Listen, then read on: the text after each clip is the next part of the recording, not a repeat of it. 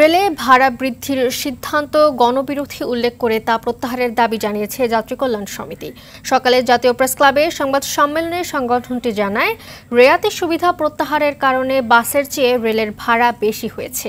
রেলের দুর্নীতি অনিয়ম বন্ধ না করে বাস মালিকদের সুবিধা দিতেই এমন সিদ্ধান্ত নিয়েছে রেল কর্তৃপক্ষ। দ্রুত এই সিদ্ধান্ত প্রত্যাহারের দাবি জানান সংগঠনের মহাসচিব মোহাম্মদ মোজাম্মেল হক চৌধুরী।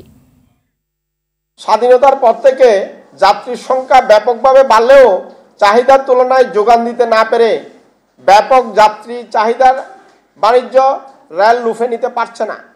ফলে অল্প যাত্রী বহন করে বেশি মুনাফা লুটে নেওয়ার পথে হাঁটছে রেল।